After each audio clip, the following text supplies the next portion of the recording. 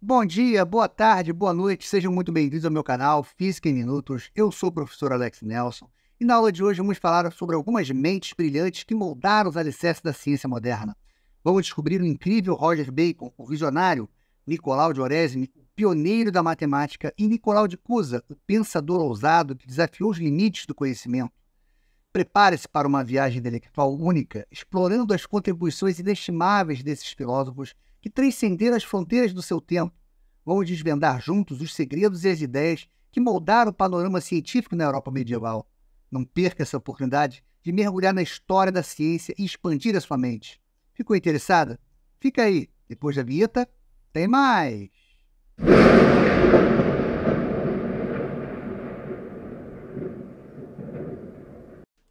Os intelectuais medievais não foram, contudo, os primeiros a questionar os princípios cosmológicos de Aristóteles.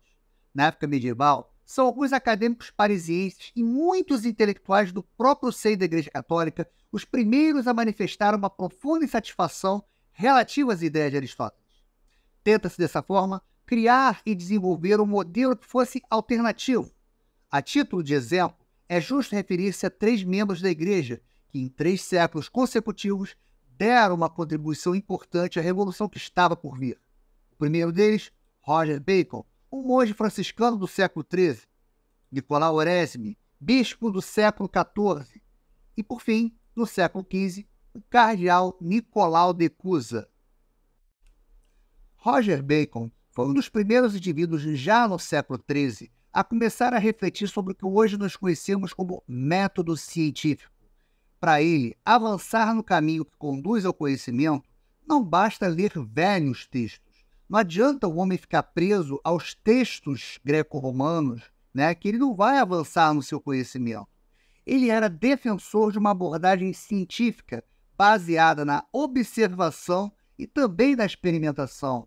Em vez de depender apenas de especulações ou de ideias pré-concebidas, Bacon defendia que os cientistas da época deveriam coletar dados por meio de observação direta e realizar experimentos para testar as suas hipóteses.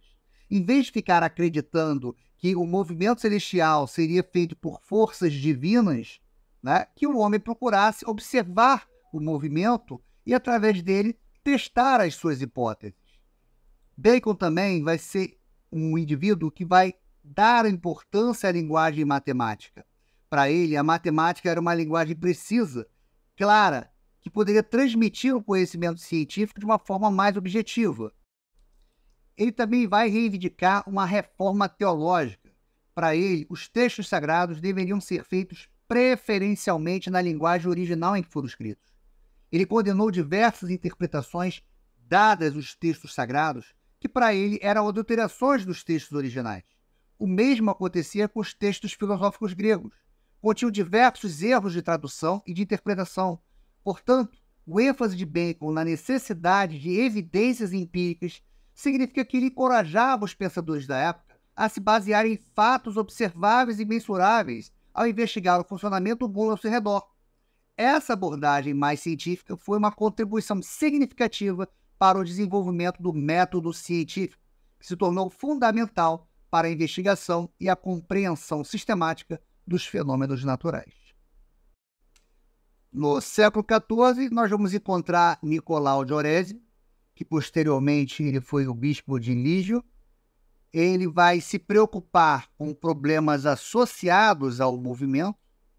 Para ele, a Terra ela tinha um movimento de rotação e esse movimento de rotação ele iria simplificar a estrutura do universo. Em seu livro Tratado do Céu, de 1377, ele vai fazer uma oposição à física aristotélica e também à Igreja Católica, que consideravam a Terra parada. Para Oresme, a Terra estaria em movimento em relação aos céus, Então, ele fazia uma proposta contra ao modelo geocêntrico, que era o modelo vigente da época. E, para isso, o Oresme usou o argumento da simplicidade, que é a navalha de Ockham. Você sabe o que é a navalha de Ockham? A navalha de Ockham nada mais é do que você tentar dar uma explicação para um fenômeno quando existe mais de uma explicação. Nesse caso, é preferível a explicação mais simples ou a hipótese mais econômica. Por exemplo, vamos supor que na noite de Natal eu guardei o meu panetone na geladeira e no dia seguinte o panetone simplesmente sumiu.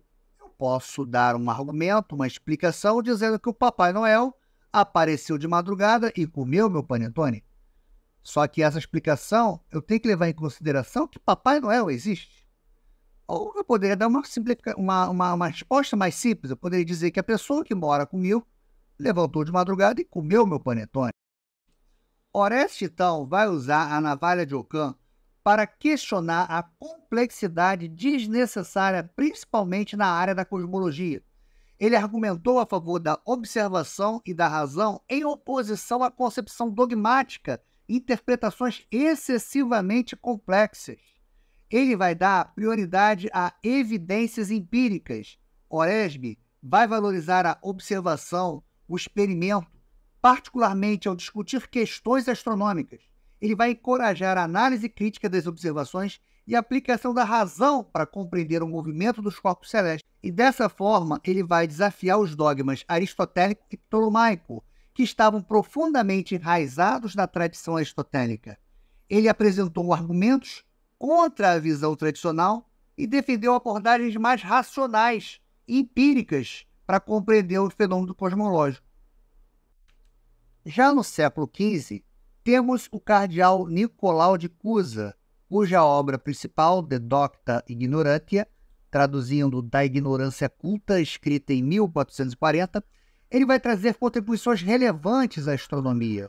Em sua obra, ele vai discutir conceitos relacionados ao cosmos, ao espaço, tempo e até à natureza do universo. Sobre o trabalho de Nicolau de Cusa, ele vai propor a ideia de que o universo seria infinito. Ele argumentava que, assim como Deus era infinito, toda a sua criação também deveria ser. Isso contrariava toda a visão aristotélica e ptolomaica da época, que considerava o universo como finito e circunscrito em esferas concêntricas. Sendo um pensador crítico, ele vai desempenhar um papel na transição entre as antigas concepções de cosmos e as visões mais progressistas que começaram a surgir durante o Renascimento. Ele estava ciente das limitações e contradições da cosmologia aristotélica e ptolomaica, e acaba questionando certos elementos da cosmologia tradicional, abrindo caminho para ideias mais progressistas. A cosmologia aristotélica, por exemplo, defendia que a Terra estava no centro do universo, parada, enquanto a ptolomaica propunha um modelo geocêntrico onde os planetas e o Sol orbitavam em torno da Terra. Desta forma, ele demonstra uma atitude crítica e um desejo de explorar alternativas e de formular conceitos existentes. A partir do momento que aceitamos as nossas ignorâncias, Cusa defende a exploração contínua do conhecimento. Isso envolvia a busca constante por novas informações, a experimentação e a análise crítica. A filosofia de Cusa se alinhava com a ideia de que a verdade não é um destino final, mas sim um processo em constante evolução. Ao adotar essa abordagem, Cusa vai influenciar a filosofia e a ciência, promovendo uma mentalidade aberta à exploração e ao questionamento, estimulando dessa forma outros pensadores a não se contentarem com explicações simples, mas buscarem se engajar na busca por uma compreensão mais profunda e precisa do mundo ao seu redor. A ideia de Cusa teve um impacto duradouro na filosofia e na ciência, especialmente durante o Renascimento. Ela vai contribuir para o surgimento de uma mentalidade mais experimental, mais crítica, moldando a forma como os estudiosos abordavam questões científicas e filosóficas naquela época. Ao considerarmos essas contribuições coletivas, é fascinante perceber como Roger Bacon, Nicolau Oresme e Nicolau de Cusa foram catalisadores de uma mudança de paradigma. Suas ideias desafiaram tradições estabelecidas, questionaram dogmas e, de certa forma, pavimentaram o caminho para uma revolução intelectual que transformaria radicalmente nossa compreensão de um mundo. Ao refletirmos sobre esses pensadores, somos lembrados de que a revolução científica não foi um evento isolado, mas sim resultado de uma progressão gradual de ideias que começaria séculos antes. E se você gostou desse vídeo, vai lá, faça um comentário, curta a nossa página, se inscreva no canal se você ainda não fez e não esqueça de apertar o sininho para você continuar recebendo as atualizações do nosso canal. Até a próxima e um grande abraço!